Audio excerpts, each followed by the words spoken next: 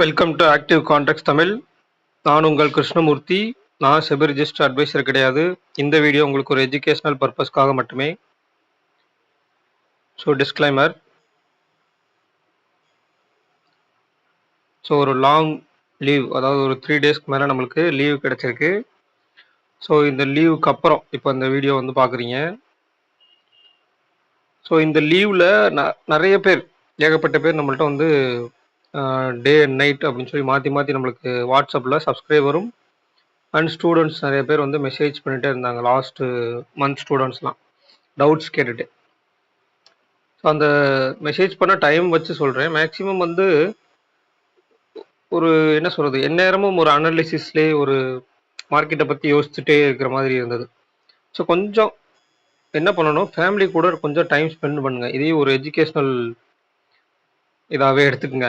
ஏன் அப்படின்னு கேட்டிங்கன்னா, கொஞ்சம் ஃபேமிலியோடு நீங்கள் டைம் ஸ்பெண்ட் பண்ணும்போது உங்களுக்கு மைண்ட் கொஞ்சம் ரிலாக்ஸேஷன் கிடைக்கும். ஸோ அப்போ அந்த ரிலாக்ஸேஷனுக்கு அப்புறம் நீங்கள் ஒரு அனலைசிஸ் பண்ணுறீங்க அப்படின்னா, அந்த அனலைசிஸ் ஓரளவுக்கு உங்களுக்கு பர்ஃபெக்டாக ஒர்க் அவுட் ஆகும். சரிங்களா? அப்போ ஃபேமிலியோட டைம் ஸ்பெண்ட் பண்ணி, இல்லை நம்மளோட ஃப்ரெண்ட்ஸோட டைம் ஸ்பெண்ட் பண்ணும்போது கொஞ்சம் ரிலாக்ஸ் பண்ணிக்கலாம். ரிலாக்ஸ் பண்ணிவிட்டு அப்புறமா, ஏன்னா ஒரே தான் அனலிசிஸ்ன்றப்ப ஃபுல் அண்ட் ஃபுல் அந்த அனலிசிஸ்குள்ளே இல்லாமல் கொஞ்சம் தனியாக டைம் ஸ்பெண்ட் பண்ணிங்கன்னா கொஞ்சம் ரிலாக்ஸ் பண்ணிக்கிங்க. ஸோ அனைவருக்கும் பிலேட்டட் தமிழ் புத்தாண்டு நல்வாழ்த்துக்கள். இந்த வீடியோ லேட்டராக தான் வந்திருக்கும். ஸோ ஈவினிங் தான், நம்ம நைட் தான் அப்லோட் பண்ணியிருப்போம். சரிங்களா? ஸோ தமிழ் புத்தாண்டு நல்வாழ்த்துக்கள் அனைவருக்கும். ஸோ முழுக்க முழுக்க தமிழில் ஆக்டிவ் கான்டாக்ட்ஸை பற்றி சொல்கிறது ஒரு சில சேனல்களில் நம்மளும் இப்போ ஓரளவுக்கு முன்னேறி வந்துட்டுருக்கோம் அப்படின்றப்ப ஒரு நல்ல விஷயம். ஸோ நம்மளுடைய நிஃப்டி ஃபியூச்சர்ஸ் அப்படின்னு பார்த்திங்கன்னா நம்மளுக்கு 22,917 க்ளோஸ் வச்சுருக்காங்க. ஸோ நம்மளுடைய ஃபியூச்சர்ஸ் அங்கே சிங்கப்பூர் நிஃப்டியில் வந்து நம்மளுக்கு கிஃப்ட் நிஃப்டி ஆஃப் ட்ரேட் ஆகிட்டுருக்கோம். அங்கே வந்து 23,337, கிட்டத்தட்ட இதிலேருந்து ஒரு 400 பாயிண்ட் ப்ளஸ் அப்படின்ற மாதிரி இப்போ சினாரியோவில் போயிட்டுருக்காங்க. அப்போ ஃபியூச்சர் 400 பாயிண்ட்னா ஸ்பாட்டுக்கு ஒரு 400 பாயிண்ட் வச்சிங்க அப்படின்னா 23,250. சரிங்களா? கிட்டத்தட்ட ஒரு 400 பாயிண்ட் ப்ளஸில் வந்து 23,250. இந்த 23,250 ஞாபகம் வச்சுக்கோங்க. அப்படியே நம்மளுடைய டேபிளுக்கு வரும். டேபிளில் வந்து நம்மளுக்கு 22,800, 23,000, 22,800 call option, 22,900 call option, 23,500 call option, 22,500 put option. இப்போ ஓவரால் மார்க்கெட் வந்து 22,500 டு 23,500, 1000 பாயிண்ட். அப்போ அதுக்கு நடுவில் நம்மளுக்கு 23,000 அப்படின்றது மிட் பாயிண்ட். அப்போ அந்த மிட் பாயிண்ட்டுக்கு மேலே தான் நாளைக்கு ஓப்பன் அப்படின்ற மாதிரி இன்னைக்கு மார்க்கெட் இருக்கு. ஸோ இது ஒருவேளை கொஞ்சம் வேரி ஆகலாம். நாளைக்கு வேரி ஆகி சப்போஸ் இந்த 23,000 மேலே அப்படின்ட்டா மேலே நம்மளுக்கு 23,500 வரைக்கும், கீழே அப்படின்னா அகெயின் 22,500 வரைக்கும் ஒரு ரேஞ்ச் அப்படின்றத ஒரு ஜென்ரலாக ஒரு ரேஞ்சாக ஃபிக்ஸ் பண்ணிக்கலாம். ஸோ அடுத்தப்போ நம்ம ஒரு மிட் பாயிண்ட் இருக்குது அப்படின்னா அந்த மிட் பாயிண்ட்டுடைய 23,000 கால் ஆப்ஷன் புட் ஆப்ஷன் எடுத்துட்டோம்னா மேலே, அதுக்கு மேலே ஓப்பன் பண்ணும்போது அதனுடைய புட் ஆப்ஷன் அப்போ 23,000 புட் அண்டு 23,500 கால் ஆப்ஷன் அப்படின்னு எடுத்துக்கிங்க இந்த கால் ஆப்ஷனோட. அப்போ அவங்களுடைய மிட் பாயிண்ட் அப்படின்றது 23,250. இப்போ நாளைக்கு நம்ம ஓப்பன் ஆகிறது எந்த இடத்துல அப்படின்றத ப்ரெடிக்ட் பண்ணோம், நியர்பை 23,250. அப்போ அந்த 23,250 அப்படின்றதும் ஒரு 500 பாயிண்ட்ஸ்க்கு நடுவில் உள்ள மிட் பாயிண்ட். அதில் ஒரு ஸ்ட்ரைக் ப்ரைஸ் இருக்குது. நாளைக்கு சப்போஸ் காலையிலேயே ஒரு ஸ்ட்ரைக் ப்ரைஸ் ஆட் ஆகலாம். அதுக்கு மேலே ஓப்பன் ஆனால் 23,000க்கு மேலே ஓப்பன் ஆனால் 23,000 புட் ஆப்ஷன் அந்த இடத்துல ஆட் ஆகலாம். ஆட் ஆகும் பட்சத்தில் அதனுடைய மிட் பாயிண்ட், ஒய்டஸ்ட் ரேஞ்சுடைய மிட் பாயிண்ட்டாக நம்மளுக்கு 23,250 அப்படின்ற லெவல் கிரியேட் ஆகும். அப்போ நியர்பை நம்ம அந்த இடத்துல ஓப்பன் ஆகிறதாவே நம்ம ஒரு அனாலிசிஸ் வச்சுருந்தாலும், அப்போ அந்த இடத்துல 23,250 அப்படின்ற கால் ஆப்ஷன் நாளைக்கு ஓப்பன், எந்த இடத்துல ஓப்பன் பண்ணுறாங்களோ அவங்க அந்த கால் ஆப்ஷனுடைய அன்னைக்கு ஓப்பனுக்கு மேலே அப்படின்னு எடுத்துக்கிட்டா கால் ஆப்ஷனுடைய லோ, ஓப்பனுக்கு கீழே சஸ்டெயின் ஆகும்போது புட் ஆப்ஷனுடைய லோ. இதைத்தான் நம்ம பார்க்க சொல்லி நம்ம ஆல்ரெடி சொல்லியிருப்போம். அதன்படி தான் வந்து லாஸ்ட் வீக் மார்க்கெட்டில் ஓரளவுக்கு மூவ்மெண்ட் நடந்திருக்கு.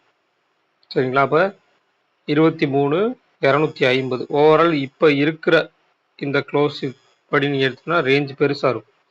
அப்போ 23,250 கால் ஆப்ஷனை மட்டும் ப்ளஸ் பண்ணிட்டீங்க அப்படின்னா 23,342 இந்த ஒரு விஷயத்துக்கு மேலே நாளைக்கு சஸ்டெயின் ஆகுறாங்களா அப்படின்னு பார்க்கணும். அதாவது ஃபியூச்சர் இப்போ ஓடிட்டு இருக்க ப்ரைஸுக்கு ஸ்பாட் மேலே நிற்கணும். சரிங்களா? இது ஒரு விஷயம். 2வது இந்த இம்ப்ளைடு வாலட்டிலிட்டின்னு சொல்லப்படுறது. அப்போ மார்க்கெட் மேலே ஏறும்போது இம்ப்ளைடு வாலட்டிலிட்டி அதிகமாச்சுன்னா அந்த இடத்துல வந்து ஒரு ஆடட் பிரீமியம் அதிகமாயிருக்கு. ஸோ அந்த பிரீமியத்தை வந்து கரைக்கிறதுக்கு உண்டான வேலைகள் நடப்பாங்க. இதுதான் ரொம்ப ரொம்ப முக்கியம். அப்போ இம்ப்ளைடு வாலட்டிலிட்டி மார்க்கெட் மேலே போனதுக்கப்புறம் இன்னமும் அதிகப்படுத்துகிறாங்க அப்படின்னா, அங்கே விக்ஸும் அதிகமாயிருக்கு அப்படின்னா, இந்த ஆடர் பிரீமியம், அதாவது ஏடிஎம்ல ஓடிஎம்ல இருக்காங்க இல்லைங்களா, ஆடர் பிரீமியம். இப்போ ஒரு 80 ரூபா இருக்க ப்ரைஸ் எடுத்துப்போம். 2 பக்கம் ஒரு ஒரு 100 ரூபா இருக்க ப்ரைஸ் எடுத்துக்கலாம்னு வச்சுக்கோங்க. சரிங்களா? அப்போ அந்த 100 ரூபா இருக்க ப்ரைஸ் வந்து 2 பேரும் சேர்ந்து ஒரு பக்கமாக கிட்டத்தட்ட 200 ரூபாய்க்கு மேலே நிற்பாங்க. அப்படி 200 ரூபாய்க்கு மேலே நின்று அவங்களுடைய இப்போ இருக்க க்ளோசிங்கில் இருக்க ஆடர் பிரீமியத்துக்கும் மேலே நின்னாங்க அப்படின்னா அந்த பிரீமியத்தை வந்து அவங்க டிகே பண்ணி ஆகணும். அதுக்குண்டான மூவ்மெண்ட் நடக்கிறதுக்கு வாய்ப்புகள் நிறைய இருக்கும். இதுக்கடுத்து நம்ம ஒரு இன்னொரு விஷயம் என்ன சொல்லியிருக்கோம், அப்போ அது 22,850க்கு நியர்பை மார்க்கெட் முடிஞ்சிருக்காங்க அப்படின்னா நம்மளுக்கு 22,850 கால் 261 அப்படின்னா நாளைக்கு 23,250 கிட்ட ஓப்பன் ஆகும்போது அந்த 23,250 கால் ஆப்ஷன் 261 ரூபாய்க்கு மேலே நிற்கும். அப்போ இந்த 261 ரூபாய்க்கு மேலே நின்னா தான் இந்த ஏடிஎம் ப்ரைஸில் எந்த ஒரு டிகேவும் இல்லாமல் கால் ஆப்ஷனுக்கு கொடுக்குறாங்க. ஸோ கால் ஆப்ஷன் இன்னும் ஃபர்தராக மூவ் பண்ணுறதுக்கு வாய்ப்புகள் இருக்குது அப்படின்றத ஒரு மீனிங். இல்லை அந்த 261 ரூபாயை கொடுக்கல அப்படின்னாலும் மார்க்கெட் மேலே ஏறினாலும் கால் ஆப்ஷன் வீக் அப்படின்னு ஆகிட்டா மார்க்கெட் ஒரு சைட் வைஸ்லையோ இல்லை திரும்பி ஒரு எஸ்டர்டே ஹை நோக்கி ஒரு ரிவர்சல்ல இருக்கிறதுக்கு வாய்ப்புகள் இருக்கும். அப்போ அந்த இடத்துல நம்ம சில மிட் பாயிண்ட்ஸ் கொடுத்துருந்தோம். அதாவது இந்த 23,000 ஆகட்டும், 23,500 கால் ஆப்ஷன், 23,000 புட் ஆப்ஷனுக்கு உண்டான மிட் பாயிண்ட் 23,250 ஆகட்டும். இந்த லெவல்ஸ்லாம் ரொம்ப ரொம்ப முக்கியம்.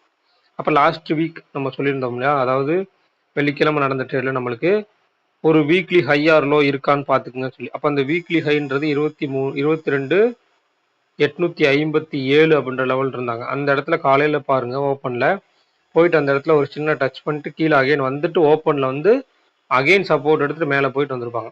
இதை நீங்கள் பார்த்துருந்தீங்கன்னா தெரிஞ்சிருக்கும்.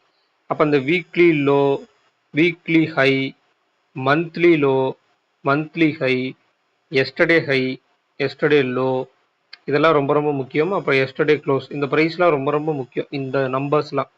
ஸோ இந்த இடத்துல வரக்கூடிய நம்பர்ஸ்லாம் மார்க்கெட் எப்படி ரியாக்ட் பண்ணுறாங்க, அந்த இடத்துல இம்ப்ளைடு வாலட்டிலிட்டி எப்படி ரியாக்ட் பண்ணுது அப்படின்றத பார்த்துக்கணும்.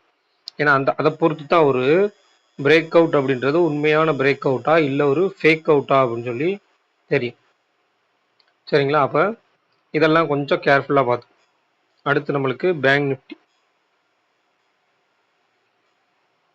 ஸோ பேங்க் நிஃப்டி பார்க்குறதுக்கு முன்னாடி நிறைய பேர் வந்து ஒரு சில சேனல்ஸை பார்த்துட்டு சொல்கிறாங்க, நீங்கள் அவங்கள மாதிரியே பண்ணுறீங்க, அவங்களுடைய ஸ்டூடெண்ட்டா அப்படின்னு சொல்லி நிறைய பேர் டவுட் கேட்டாங்க. ஸோ அதை கொஞ்சம் கிளியர் பண்ணிடணும்.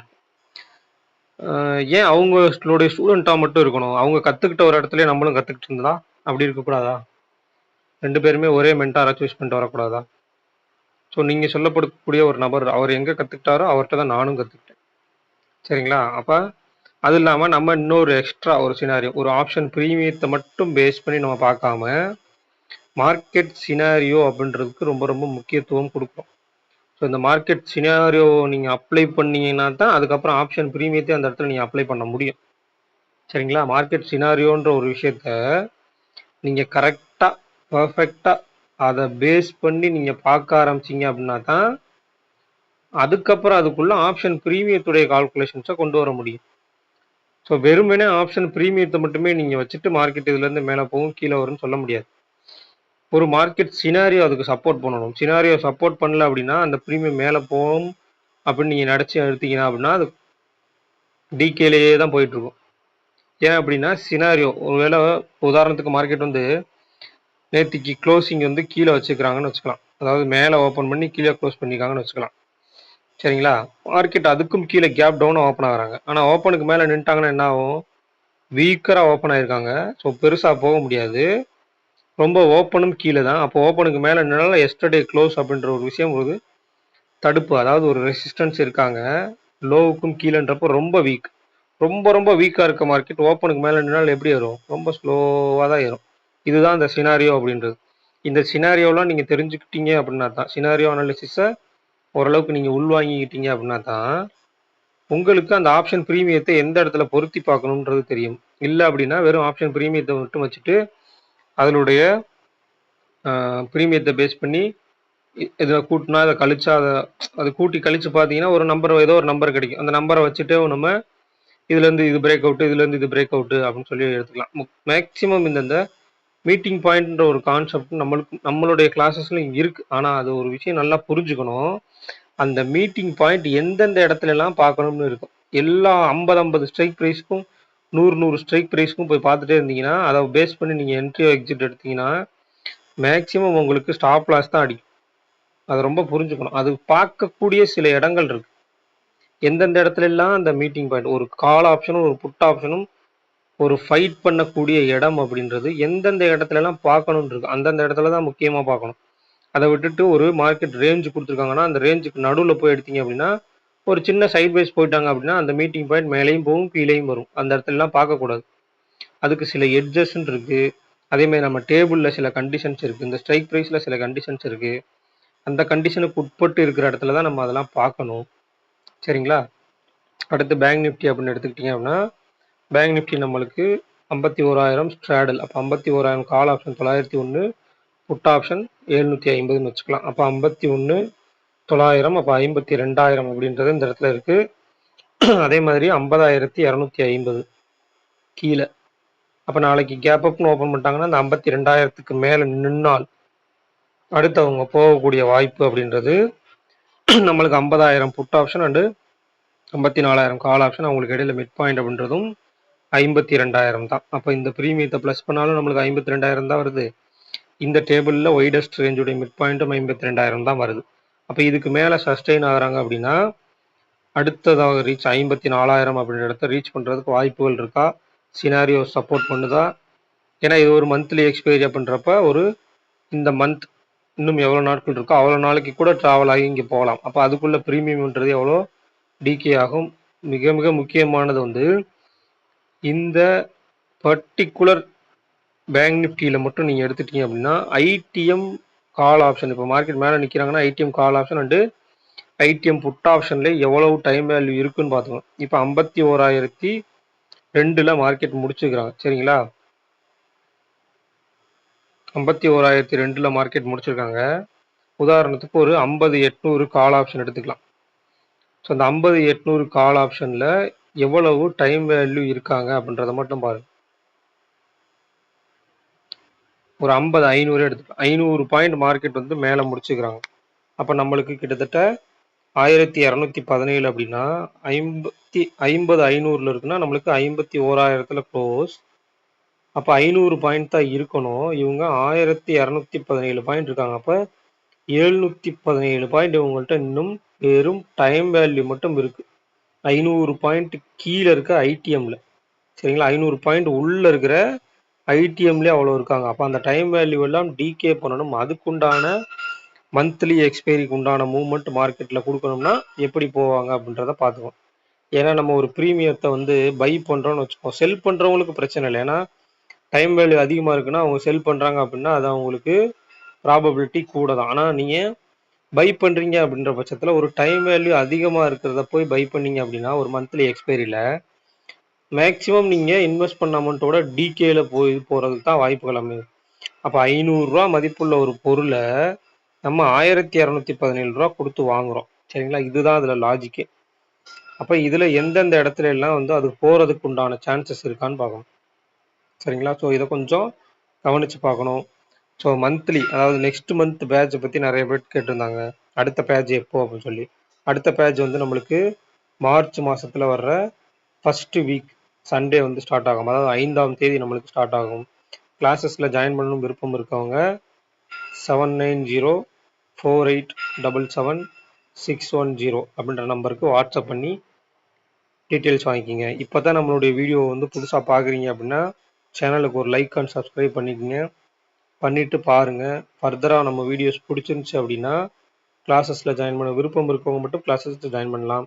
இல்லை வீடியோவை மட்டுமே நான் பார்த்துக்கிட்டு ஓரளவுக்கு நான் லேர்ன் பண்ணிக்க ட்ரை பண்ணுறேன் அப்படின்னா தாராளமாக அதுவும் பண்ணலாம். ஸோ இந்த வீடியோ பிடிச்சிருந்துச்சுன்னா லைக் பண்ணுங்கள், ஷேர் பண்ணுங்கள், சப்ஸ்கிரைப் பண்ணுங்கள். மறக்காமல் உங்கள் கருத்துக்களை கமெண்ட் செக்ஷனில் கமெண்ட் பண்ணுங்கள். நன்றி, வணக்கம்.